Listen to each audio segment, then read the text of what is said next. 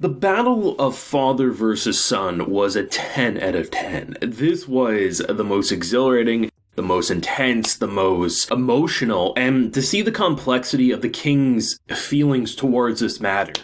One, loving Bojji, loving his kingdom in general, but feeling this level of guilt towards Miranjo that he's caused her so much suffering unexpectedly and all the sins that she's committed. She's done so for him, even though he never asked for a lot of this. The fact that he blames himself, having this loving family, having two loving families as she was trapped in a mirror and did so many things all for him, rather than just simply making it a one-dimensional scene where he either chooses Bojji or he chooses Miranjo. Ultimately, he chose both. He, on one hand, was happy when Bojji was defeating him, but he also was willing to kill Bojji in the most painless way possible because he would do anything for Miranjo. And he basically gave them an option. Says, join me, I will not hurt you, or you'll die. That was basically his offer. And to see that fight and the way they animated it, one of the coolest animation techniques they've done for an action sequence. Because as we know, the king's power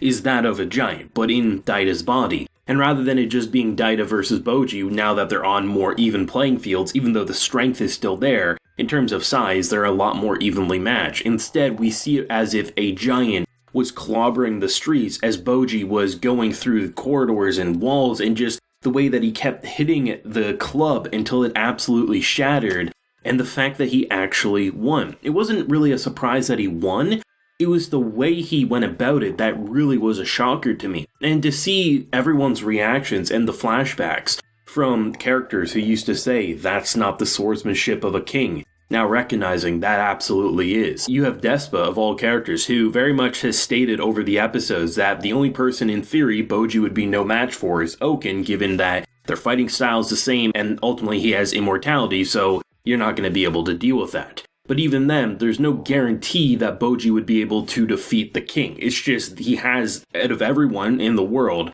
Bojji's probably the only one who has a likely shot, especially given the fact that Miranjo did tell the king that the strongest person in the world was Bojji himself back at the beginning of the show, the first 8 episodes, give or take there. And to see that fight take place and to see the king, rather than continuing to try to fight, tries to do the one thing he can, that is to kill Miranjo and set Daita free. By destroying the mirror, ultimately the curse would be lifted, the king would be removed, and Daita would be able to take over. And the fact that it pained him so much to do that, and then Bojji ends up stopping after Kage's kind of intervening, trying to encourage him to stop it, but the fact that the person who ended up shattering Bojji's technically first kill was that of Miranjo. And even though you might be able to make the argument, well, it wasn't really a person, it was a spirit trapped in a mirror, there's a lot of things going on. All things considered, the reason the devil himself came and claimed her soul was because of Bojji destroying that mirror. And that's, I think, the most heavy and perfect quote-unquote kill that one could ask for, because not only does it relieve her soul, it also lets the king essentially go off into the heavens and potentially rest in peace. Because the characters are not black and white, because they're not just good or bad, minus Bojji. Bojji's just a cinnamon roll. He's the one character who has yet to do any wrong in this show, in my opinion. The fact that, if the king ultimately does get to rest in peace, I don't think that's a negative thing, because there's so much going on with this dynamic that characters have made good and bad decisions. And one thing has always been clear, even when things were wishy-washy, not really knowing, is it good, is it bad, what's happening, he's always cared for Bojji. The beginning of the show very much establishes that when we're thinking that we have this evil stepmother trope, all these horrible things, the king was the one person who believed in him, which is why he gave the throne to Bojji, because he believed in him, right? But there's always been this conflictingness with Miranjo and how it kind of feels like, where does his loyalty truly lie? And ultimately, it lies on two separate sides equally, and that's why whichever one ends up succeeding, he would be content with.